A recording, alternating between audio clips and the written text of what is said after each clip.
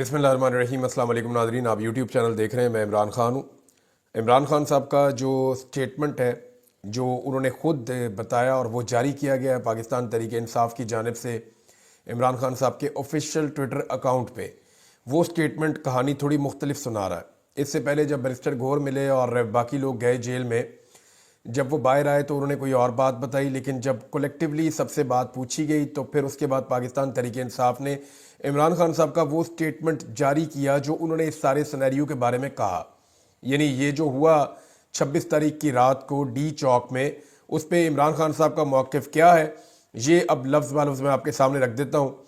साबिक़ वज़ीर आज़म इमरान खान का कौम के नाम पैगाम। इस्लामाबाद कत्ले आम के शोहदा का सुनकर इंतहाई रंजीदा हूँ। दौरे हाज़र के जनरल डायर ने जलियांवाला बाग की तारीख दोहराई है। इन शहरियों का खून नाहक ज़ाया नहीं जाएगा और हम इन शोहदा का केस अक़वाम मुत्तहिदा समेत हर फोरम तक लेकर जाएंगे। हकीकी आज़ादी की तहरीक उन हथकंडों से रुकने वाली नहीं है। ना मैं पीछे हटूंगा, ना पाकिस्तानी कौम पीछे हटेगी। अगर हमने आज हार मान ली तो पाकिस्तानी कौम का कोई मुस्तकबिल नहीं होगा। पुरअमन एहतजाज हर पाकिस्तानी का बुनियादी हक है और वो पाकिस्तान में कहीं भी किया जा सकता है। 9 मई को भी हमारे 25 कारकुनान को शहीद किया गया और इस बार भी पुरअमन मुजाहिरीन को गोलियां मारकर खून की होली खेली गई और दर्जनों शहरियों को शहीद किया गया, जो कि बदतरीन डिक्टेटरशिप में भी नहीं किया गया। हमारी कॉल पर लाखों पाकिस्तानी तमाम तर रुकावटों, गिरफ्तारियों और धमकियों के बावजूद आईने पाकिस्तान और जमहूरियत की बहाली और सियासी कैदियों की रिहाई का मुतालबा लेकर इस्लामाबाद पहुंचे, लेकिन इन पुरअमन लोगों पर जुल्म के पहाड़ तोड़े गए। इस बार शेलिंग और रबड़ बुलेट से आगे बढ़कर स्नाइपर्स और दीगर जानलेवा असलहे से कत्लेआम किया गया, जो डेथ सर्टिफिकेट्स में भी सामने आ चुका है। दर्जनों मुजाहिरीन को शहीद और सैकड़ों को जख्मी किया गया और 6000 से जायद कारकुनान को झूठे केसेस में गिरफ्तार किया गया। मैं सुप्रीम कोर्ट से मुतालबा करता हूं कि गैर जानिबदार जुडिशल कमीशन बनाकर इस कत्लेआम की तहकीकात करवाई जाए और कत्लेआम का हुक्म देने वाले और इसमें मुलव्विस अनासर को सख्त तरीन सजाएं दी जाएं। मैं मुतालबा करता हूं कि शोहदा और जख्मियों के हवाले से इस्लामाबाद और रावलपिंडी के अस्पतालों का डाटा जल्द अज जल्द पब्लिक किया जाए और तमाम अस्पतालों और फुटेज को महफूज किया जाए, ताकि जो सीसीटीवी फुटेज है सेफ सिटी की, वो 9 मई की तरह शवाहिद को गायब ना किया जा सके। यानी इमरान खान साहब बहुत पहले से कह रहे हैं कि सीसीटीवी फुटेज 9 मई की लाई जाए। मैंने पिछले वीलॉग में ये बात की थी और मैंने 8-9 नुक्ते उठाए थे कि पाकिस्तान तहरीक इंसाफ को फौरी तौर पे FIR दर्ज कराने के लिए दरख्वास्त देनी चाहिए, चाहे वो ना हो, फिर अदालतों में दरख्वास्त देनी चाहिए चाहे ना हो, लेकिन अपना पेचा डाल देना चाहिए, काम शुरू कर देना चाहिए। ये लोग हमेशा इक़्तिदार में और ताकत में और सीटों पे बैठे हुए नहीं रहेंगे। एक दिन ये चले जाएंगे, कोई 2-4 साल में, 5 साल में, 6 साल में, 2 महीने में, 5 दिन में, कभी भी जा सकते हैं। तो जब भी ये जाएंगे तो कानून और इंसाफ तब अपना रास्ता बनाएगा। और अगर आपने दरखास्त ही जमा नहीं करवाई होगी तो फिर आपके केस की उस वक्त वक़्त नहीं होगी। तो इमरान खान साहब ने कहा कि मैंने अपनी पार्टी और वज़ीर आला खैबर पख्तूनख्वा को हदायत दी है कि शोहदा के लवाहिकीन और जख्मियों की देखभाल और उनकी फलाह बहबूद की जिम्मेदारी लें। जो लोग लापता हैं उनकी बाजियाबी के लिए तमाम तर तवानाइयाँ खर्च करें और जो लोग गिरफ्तार हैं उनके केसेस की पैरवी करने वाले वकला की टीम्स की हौसला अफजाई करें। इस्लामाबाद कत्लेआम के खिलाफ पेशावर में शोहदा मार्च का इनकाद किया जाए और पार्लियामेंट का सेशन जल्द अज जल्द बुलाकर करारदाद पेश की जाए। ओवरसीज पाकिस्तानी दुनिया भर में इस कत्लेआम के खिलाफ आवाज़ उठाएं और पाकिस्तान में जारी जुल्म और बर्बरियत के हवाले से पूरी दुनिया में आगाही मुहिम चलाएं। मैं इस्लामाबाद पहुंचने वाले लाखों पाकिस्तानियों को सलाम पेश करता हूं। अली अमीन, बुशरा बीबी, उमर अयूब, खालिद खुर्शीद, आलिया हमजा, शाहिद खटक, नौजवान लीडर्स समेत मार्च को लीड करने वाले तमाम सीनियर और जूनियर पार्टी मेंबरान असेंबली और टिकट होल्डर्स को सराहता हूं। बड़ी सही इंफॉर्मेशन है इमरान खान साहब के बाद जेल में भाई।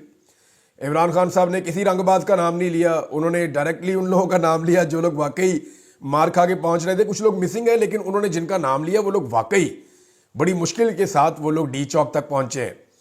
फिर पंजाब और इस्लामाबाद में जैसे कर्फ्यू का माहौल बनाकर तहरीक इंसाफ के कारकुनान पर क्रैकडाउन किया गया और मुल्की मईशत को खरबों रुपए का नुकसान पहुंचाया गया, ये किसी भी महज़्ज़ब माशरे में काबिल कबूल नहीं है।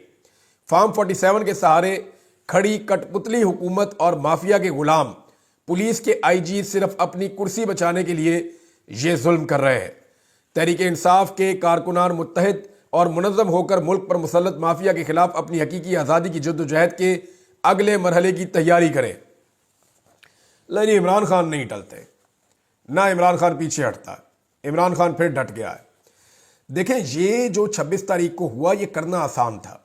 ये लोग जब कह रहे थे ना कि हम गोली चला देंगे, ये कर देंगे, मैं सोच रहा था चला ही नहीं सकते, क्योंकि सारी दुनिया जानती है गोली चलाना आसान है, उसका बोझ उठाना बहुत मुश्किल है। ये लोग तो पुरअमन थे, इन्होंने किया भी कुछ नहीं, ये तो सिर्फ चल के डी चौक तक आ रहे थे और वहां पे खड़े होकर एहतजाज कर रहे थे, और इन्होंने कोई एक गोली नहीं चलाई, कोई एक हथियार नहीं उठाया। अब हुकूमत बयानिया क्या बनाएगी, मैं कुछ चीजें आपके सामने भी रख देता हूं।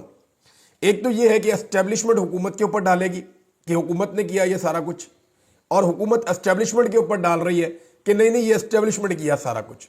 मैं आपको बताता हूं कैसे।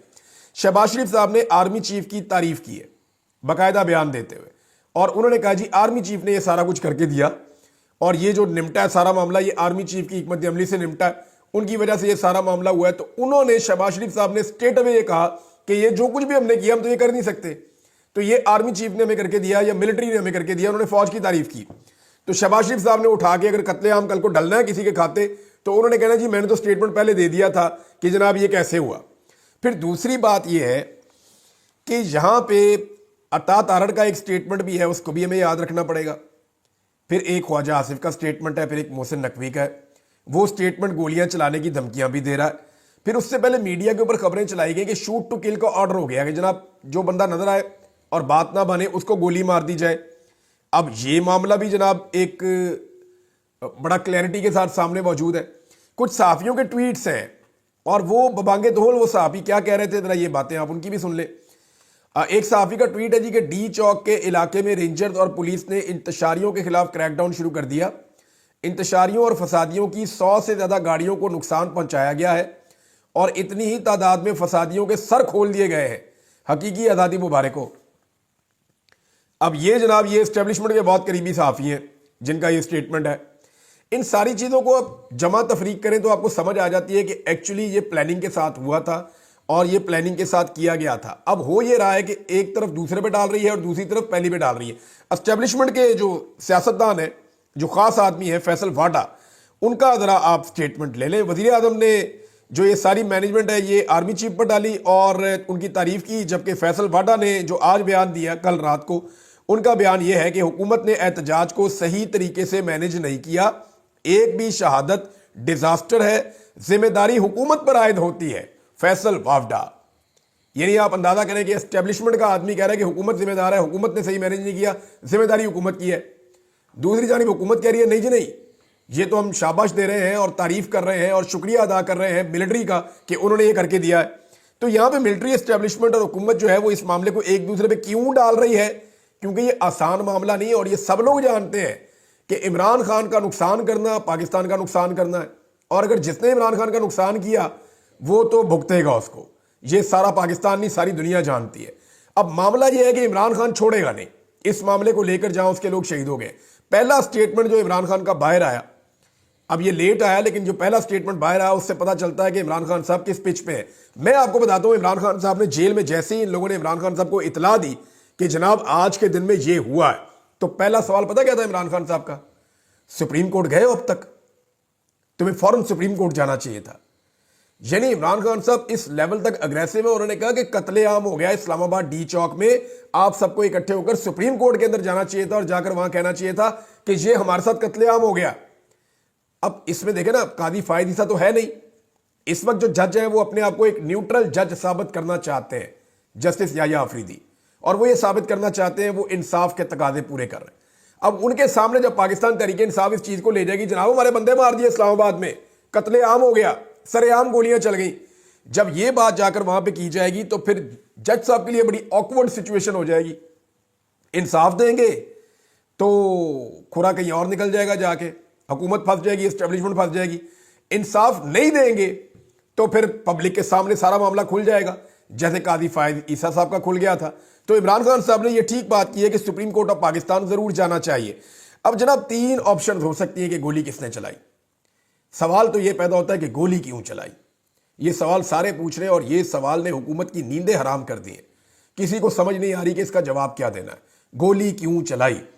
اب جو ہے وہ ایک اور چیز جو ہے کہ گولی کس نے چلائی، اس کے بارے میں پاکستان تحریک انصاف کی جو باہر قیادت ہے وہ بڑی محتاط ہے۔ وہ یہ کہتے ہیں جی گولی غلط چلی، چلنی نہیں چاہیے تھی، کس نے چلائی اس کے لیے انکوائری کی جائے، اور انکوائری کمیشن بنا کے اس کے اندر جو ہے تحقیقات کر لی جائیں۔ یاسمین راشد صاحبہ نے چیف جسٹس آف پاکستان کو ایک لیٹر لکھا ہے جیل سے، اور اس میں انہوں نے یہ کہا ہے چیف جسٹس کو کہ جوڈیشل انکوائری اس سارے معاملے کی کروائی جائے۔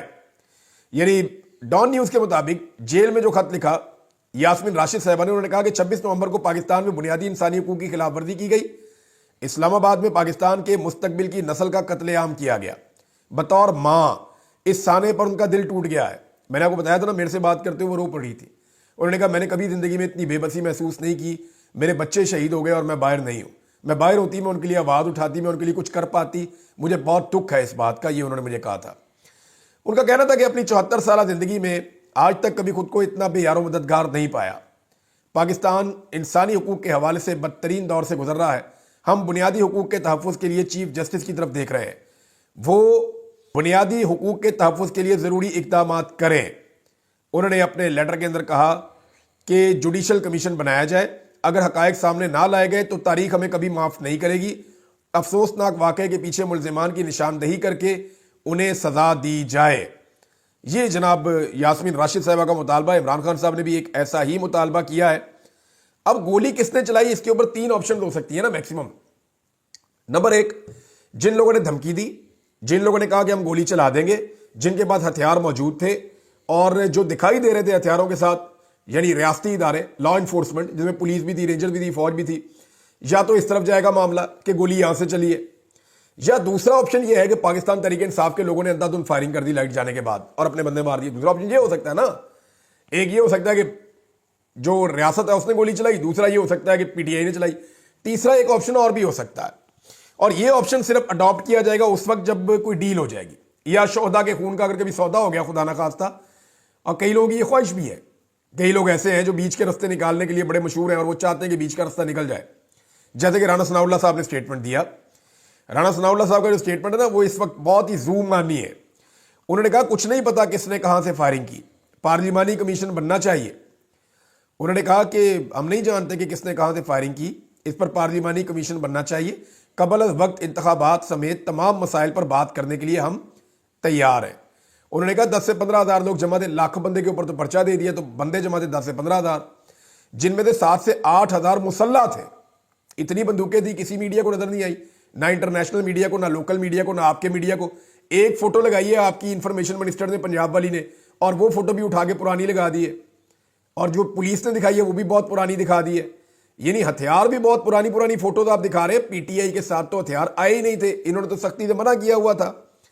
وہ یہ کہہ رہے ہیں کہ کچھ پتہ نہیں کس نے کہاں سے فائرنگ کی، ڈی چوک پر جو کچھ ہوا حکومت اس کی صاف شفاف انکوائری کروانا چاہتی تھی۔ اب تحریک انصاف اپنے جھوٹے پروپیگنڈے کو تسلیم کرے تاکہ پارلیمانی کمیشن شفاف تحقیقات کر سکے۔ دیکھیں وہ یہ کر رہے ہیں کہ جوڈیشل کمیشن نہیں بننے دے رہے، جوڈیشل انکوائری نہیں ہونے دے رہے۔ ان کی کوشش یہ ہے کہ پارلیمانی کمیٹی بنا کے تو اس کو نبیڑ دیں معاملے کو، اور پی ٹی آئی کو اس کے اوپر منا لیں۔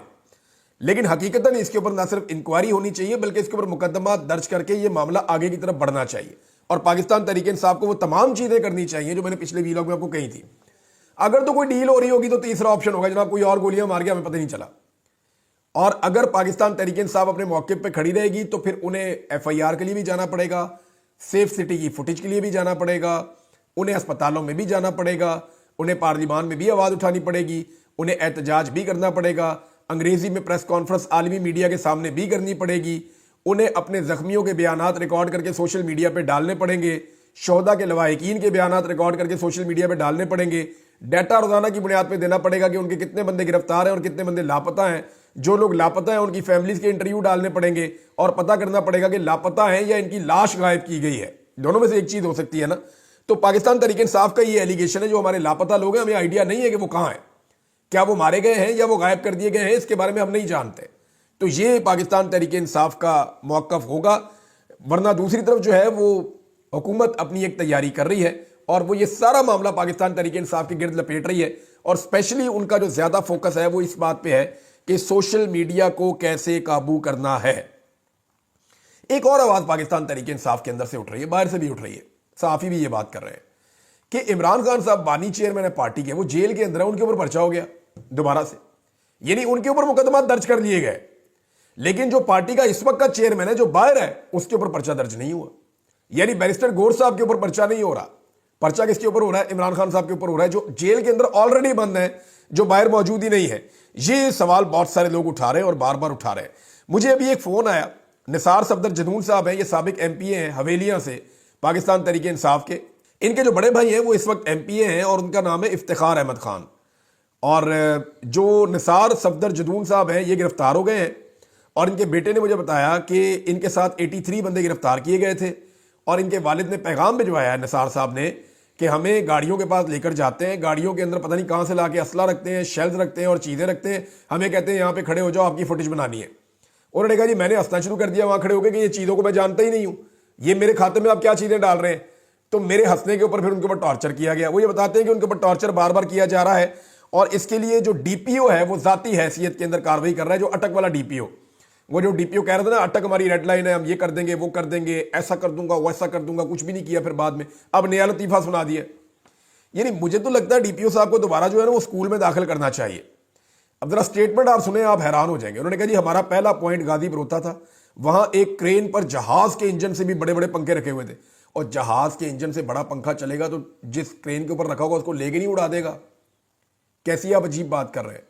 یعنی جہاز کے انجن سے بھی بڑے بڑے، وہ دیکھے تھے میں نے وہ پنکھے، وہ کولروں کے جو بڑے والے سائز کے کولر نہیں ہوتے وہ والے پنکھے انہوں نے لگائے ہوئے تھے کہ اگر کنٹینر کے آگے کھڑا کرنا پڑا تو کچھ حد تک دھوئیں سے ریلیف مل جائے گا۔ تو اب اس کو ایگزیجریٹ کیسے کر رہے ہیں ایس پی صاحب؟ وہ کہہ رہے ہیں ان کے ذریعے گیس کو ہماری طرف موڑ دیا گیا جس کی رفتار کئی کلومیٹر تھی، جس سے سانس لینا بھی مشکل ہو گیا، اور ایک غیر مہلک گیس مہلک بنا دی گئی۔ معاملہ یہ ہے کہ یہی آنسو گیس آپ لوگوں کو مارتے ہیں، جب یہ مڑ کے قدرتی ہوا چل جائے یا کوئی پنکھا چل جائے، یہ تھوڑی سی آپ کی طرف آ جائے تو آپ کو اتنی تکلیف ہوتی ہے۔ وہ کہہ رہے، وہ اب ریزنز دے رہے ہیں کہ ہم کیوں مقابلہ نہیں کر پائے، یعنی کچھ پنکھے تھے جن کی وجہ سے ہم مقابلہ نہیں کر پائے۔ عجیب و غریب قسم کی باتیں کرتے ہیں جو لاجک پہ پورا نہیں اترتی، ممکن ہی نہیں ہے۔ یہ اس طرح کے پنکھے پاکستان کے ایسی چیز ایجاد کر دی ہے کہ کئی کلومیٹروں تک ہوائیں چل رہی ہیں اور پوری کی پوری آنسو گیس واپس جا رہی ہے۔ یہ پوری دنیا کے اندر ایسی کوئی چیز ایجاد نہیں ہوئی اور پاکستان میں ہو گئی ہے، حد ہے ویسے، اور اس کے کوئی ایسے مناظر بھی وہاں پہ موجود نہیں ہے۔ میجر طاہر صادق صاحب کا نام ڈال دیا جناب، جن کو گرفتار کرنا ان کے وارنٹ جاری کر دیے گئے ہیں، جبکہ احمد وڑائز صاحب ہیں وہ یہ بتا رہے ہیں کہ وہ تو پاکستان سے باہر اپنا علاج کروا رہے ہیں، وہ تو پاکستان میں موجود نہیں ہے، اور ان کے جناب وارنٹ نکال دیے گئے ہیں۔ ناظرین دو خبریں اور ہیں اور یہ افسوسناک خبریں، کیونکہ حکومت جب سے یہ آئی ہے کوئی نہ کوئی یہ کارروائی کرتی رہتی ہے۔ اب اس حکومت نے جو ہے وہ یوٹیلیٹی سٹورز جہاں سے غریب لوگوں کو سستا سامان ملتا تھا ان کو بند کرنا شروع کر دیا ہے۔ کچھ عرصہ پہلے انہوں نے فیصلہ کیا تھا، آئی ایم ایف کی ہر بات یہ مان رہے ہیں، غریب آدمی کو انہوں نے پیس کر رکھ دیا ہے۔ ملک بھر کے 446 یوٹیلیٹی سٹورز بند کر دیے گئے ہیں، مزید 500 سے زائد بند کرنے پر اس وقت غور ہو رہا ہے۔ یعنی یہ آپ اندازہ کر لیجئے، ڈان کے اوپر یہ خبر چھپی ہوئی ہے کہ 446 یوٹیلیٹی سٹور کو بند کر دیا گیا ہے، جبکہ مزید 500 سے زائد یوٹیلیٹی سٹورز جو ہے ان کو اب بند کرنے کا منصوبہ بنا دیا گیا ہے، غریبوں کو وہاں سے سستا کھانا نہیں ملے گا۔ ایک اور خبر ہے جی، اور وہ خبر ہے پاکستان میں منی بجٹ کے حوالے سے حکومت کی ناکامی اور نااہلی کا سب سے بڑا ثبوت میں آپ کے سامنے رکھنے لگا ہوں۔ خبر یہ ہے کہ فیڈرل بورڈ آف ریونیو کا جو ابھی تک جو ٹیکس کلیکشن انہوں نے کی ہے، نومبر 2024 میں بھی وہ اپنا ٹیکس کا ہدف پورا کرنے میں بری طرح ناکام ہو گئے ہیں، اور اس سے پہلے جو 5 مہینے کی پوری کارکردگی ہے اس کے دوران 344 ارب روپے کا شارٹ فال اب تک آ گیا ہے۔ یعنی جتنا ٹیکس انہوں نے کولیکٹ کرنا تھا اس سے 350 ارب ٹیکس کم کولیکٹ کر پائی ہے پاکستان کی حکومت اور ایف بی آر۔ بار بار ایف بی آر کے اندر تبدیلیاں کرتے ہیں، کبھی یہ کرتے ہیں کبھی وہ کرتے ہیں، لیکن کوئی فائدہ نہیں ہو رہا، اور کیونکہ لوگوں کے اندر ٹرسٹ ہی نہیں ہے نا، لوگ اس حکومت کے اوپر بلیو ہی نہیں کر رہے۔ ایڈوانس ٹیکسز لینے کے باوجود 344 ارب روپے کا یہاں پہ شارٹ فال ہے، اور یہ شارٹ فال کور نہیں ہوتا تو ممکن ہے کہ آئی ایم ایف دباؤ ڈالے گا کہ آپ ایک منی بجٹ کی طرف جائیں۔ بھاری ٹیکسوں کے نفاذ کے باوجود ایف بی آر ٹیکس ہدف کے حصول میں ناکام رہا، اگر دسمبر تک ٹیکس ہدف میں ناکامی رہی تو IMF منی بجٹ لانے کا مطالبہ کر سکتا ہے، اور اگر منی بجٹ آیا تو جنوری کے اندر یہ حکومت کتنی غیر مقبول ہوگی اس کا اندازہ آپ نہیں لگا سکتے۔ میں آپ کو اس وقت بتاؤں گا، یہ جملے آپ کو اس وقت یاد آئیں گے۔ اب تک اتنی، اپنا خیال رکھیے گا، اپنے اس چینل کا بھی۔ اللہ حافظ۔